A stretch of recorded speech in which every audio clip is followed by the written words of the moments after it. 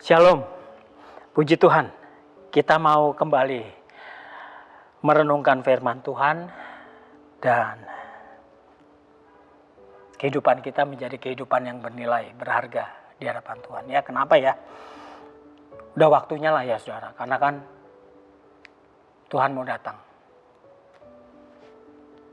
Dia mencari orang-orang pilihannya, dia mencari orang-orang yang bersiap untuk digosok.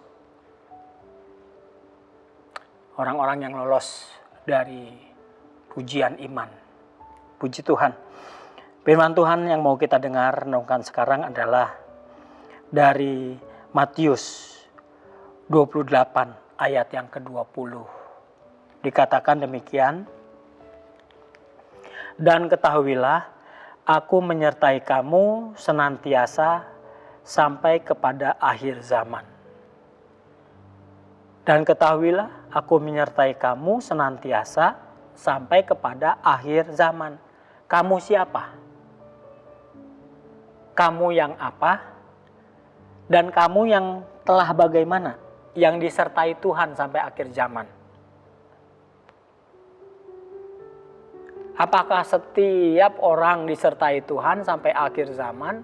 Artinya dalam perlindungan pemeliharaan Tuhan. Jadi di sini pertanyaannya, kamu yang mana? Kamu yang apa? Kamu yang siapa? Kamu yang telah bagaimana? Ya.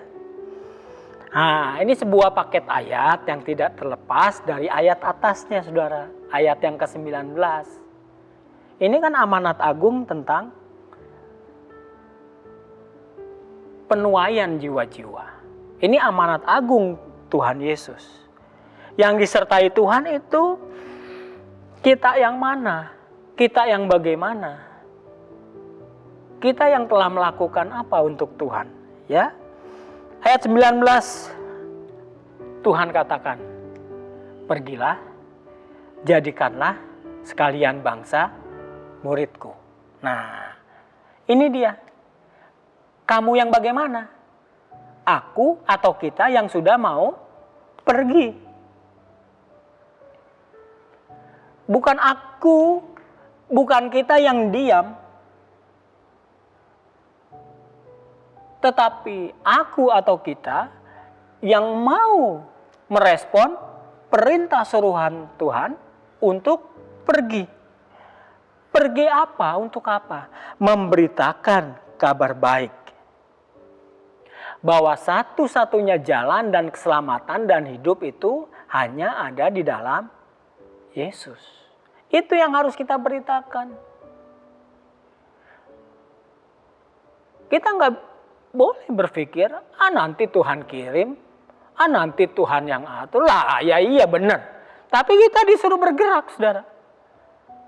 Kita nggak boleh malas, kita disuruh bergerak, kita disuruh berani. Bukannya untuk takut. Kisah Rasul 4 ayat 12 katakan, dan keselamatan tidak ada di dalam siapapun juga.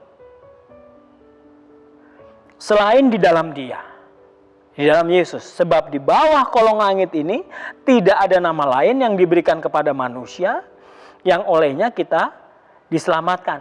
Kabar ini yang harus kita bawa. Yang harus kita pergi keluar, kita bawa. Ini yang disertai Tuhan. Orang-orang seperti inilah, kita-kita inilah, atau mereka-mereka itulah yang disertai Tuhan sampai akhir zaman. Yang mau pergi. Oh, puji Tuhan saudara-saudara. Itu yang pertama. Paket yang pertama. Paket yang kedua adalah siapa yang disertai Tuhan sampai akhir zaman? Ini tugas kita adalah tugas pemuridan. Ini step selanjutnya, tugas penggembalaan. Pergilah, ini yang kedua, step selanjutnya, jadikanlah sekalian bangsa muridku. Pemuridan, penggembalaan. Bukan tugas pendeta saja, bukan tugas gembala saja, bukan tugas evangelis saja, tetapi pemuridan, penggembalaan adalah tugas kita semua. Dalam posisi kita masing-masing. Sebagai kepala keluarga, menggembalakan keluarga, istri, anak-anak. Sebagai ibu, menggembalakan anak-anak, menggembalakan perempuan-perempuan yang lain yang lebih muda. Sebagai apapun di kantor, di mana kita bisa menggembalakan orang lain, memuridkan orang lain. Didasko, murid, mengajarkan, menggembalakan. Ajarlah mereka.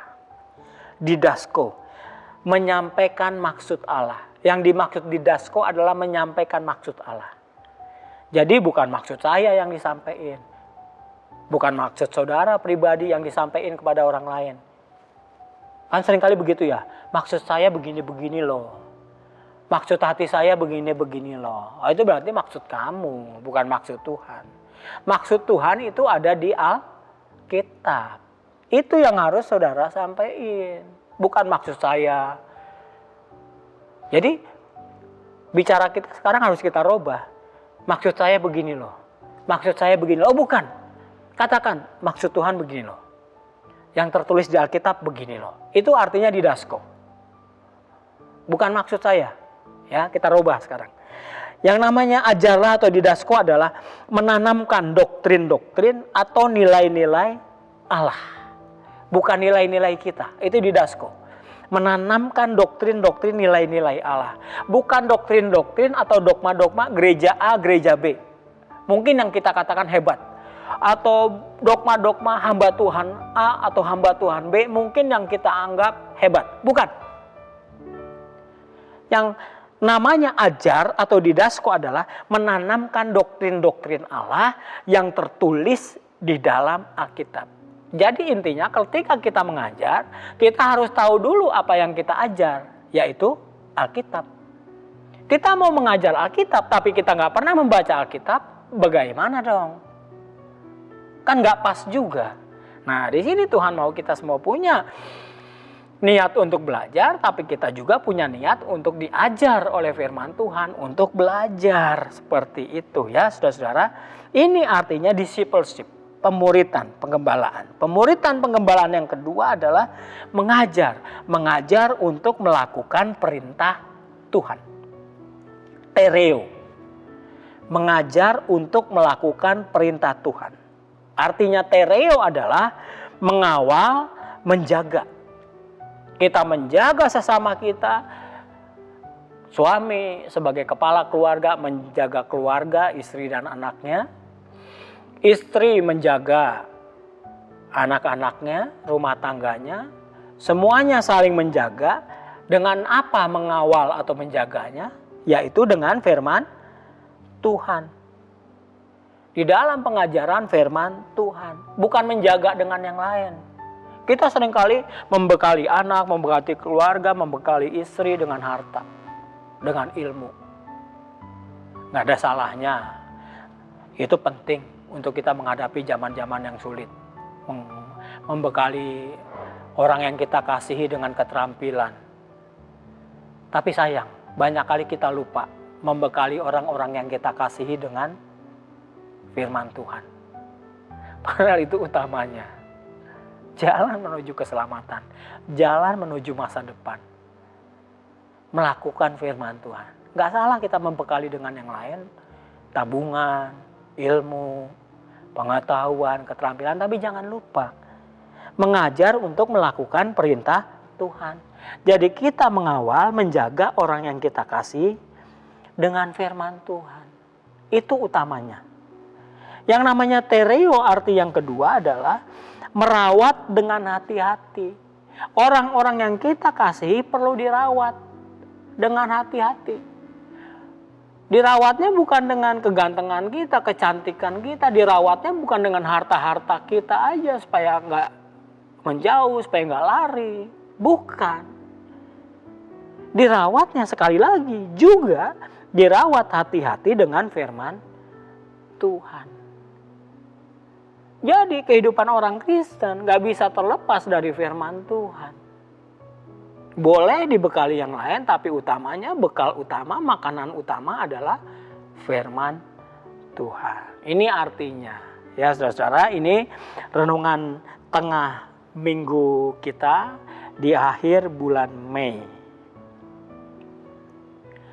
Ya Tuhan, sekali lagi berbaik hati buat kita supaya kita mau merubah diri kita. Mungkin sebelum ada situasi ini, hidup kita asal-asalan, hidup kita nggak pernah mengabarkan kabar baik, hidup kita nggak pernah menggembalakan atau digembalakan. Sekarang Tuhan mau melalui masa-masa ini, Tuhan izinkan supaya kita boleh berlaku komplit di hadapan Allah.